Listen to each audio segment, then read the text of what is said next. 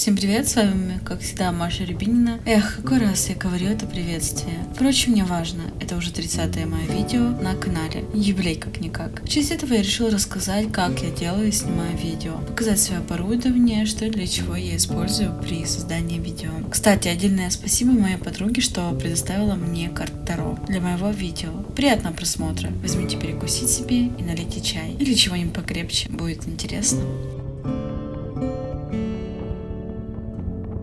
В первую очередь хочется показать вам свою рабочую лошадку. MacBook Pro 2015 года. Он хоть старенький, но не мешает ему монтировать классные видео. Кстати, новую заставку я на нем же рисовала. Рендеринг занял порядком 2 часа, 10 секунд метража. Долго? Возможно. Но сама заставка была в 4К и просто в огромном битрейте. В общем, он не раз меня выручал, когда я в дороге ехала и заказы делала прямо в метро. Дальше хочу показать вам свою малышку Canon H11-15 Cast. Кастомная камера. Исходники, которые вы видели на моем канале, были сняты именно на эту камеру. Я долго думала, какую камеру себе новую взять, но посмотрев ее тест в ютубе, сразу остановилась на ней. Динамический диапазон широкий, четкое изображение, светостильный объектив. В общем, пушка, а не камера. Если будете брать на потом, советую брать именно ее. Правда, для новичков она точно не подойдет. А вот если вы уже снимаете давно и разбираетесь в настройках и так далее, то тогда смело берите. Она обошлась мне в районе 150 тысяч рублей, но я уже давно отбила эти затраты на нее. Дальше в этой камере докупила фильтр, чтобы отображать солнечные лучи. Когда снимаешь днем, получается так, что прямые лучи отражаются от фильтра. И картинка выглядит более четкой, но просто лакшери прям. На очереди вспышка Biyama Pro. Этот свет я купила совсем недавно. Хоть вспышка небольшая, но просто капец какая мощная. Даже если снимать на улице ночью, прям шикарно. Около 30 метров достает свет. Это как один большой софтбокс. Можно еще купить разные цветные фильтры к нему. Думаю, этим в скором времени обязательно займусь. Обошелся он мне около 10 тысяч, но с учетом всей акции, финальный чек вышел где-то, 7 тысяч рублей. Фишка этого света еще, что он поддерживает беспроводную зарядку. Мелочь, но как безумно приятно. Бюджетный микро. Сейчас он стоит около 3000 рублей.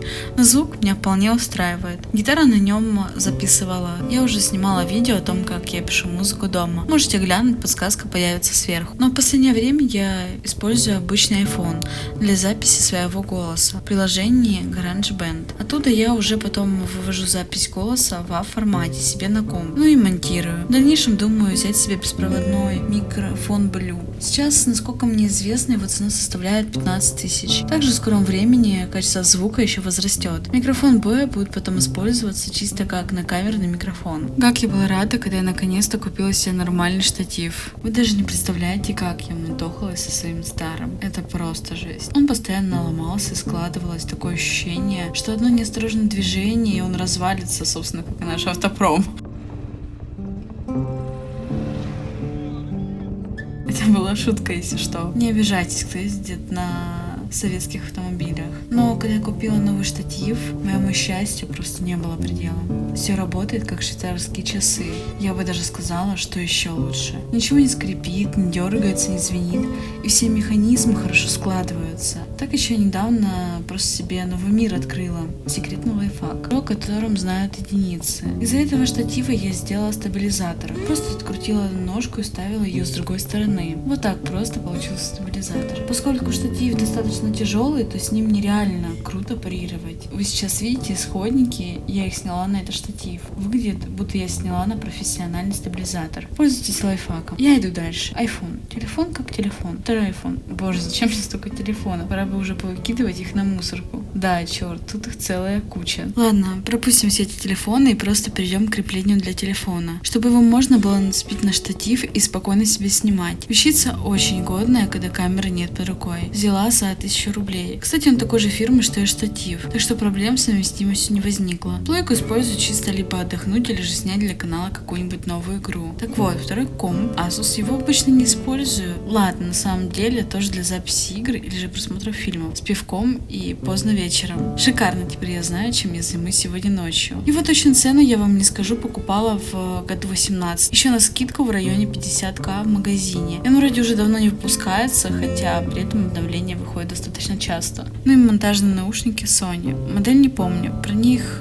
говорить особо нечего. Звук классный, объемный, хорошо слышно середину, когда монтируешь и делаешь саунд-дизайн. Цена 15 тысяч. Думаю, тоже их сменить. Кстати, им уже 3-й год идет, и ни разу с ними ничего не случалось. Хотя они падали и в ванной успели покупаться. Даже не спрашивайте, как это вышло, просто поверьте на слово. Единственное, прокладки уже стираются, а так сами наушники отлично до сих пор работают. Кстати, когда я писала сценарий, я нашла вот такой антиквариатный фотик. Зоркий, ему, наверное, лет примерно как мне. На него не поверите, но и моя вспышка без проблем стала. Вот думаю, когда-нибудь разыграю его на канале. Подписывайтесь, чтобы не пропустить это событие. Ребята, я хочу сделать объявление. По вынужденным причинам я решила устроить небольшой отпуск, так как мне нужен отдых. Поэтому видео не будут выходить 2 недели. Вы, главное, не обижайтесь на меня, мои зайчики, я вас всех очень люблю. Когда я выйду с отпуска, вас ждет через некоторое время просто феерическое видео. Обязательно проверьте, стоит ли у вас колокольчик на все уведомления на канале. До скорых встреч. С вами была Маша Рябинина. Не прощаемся.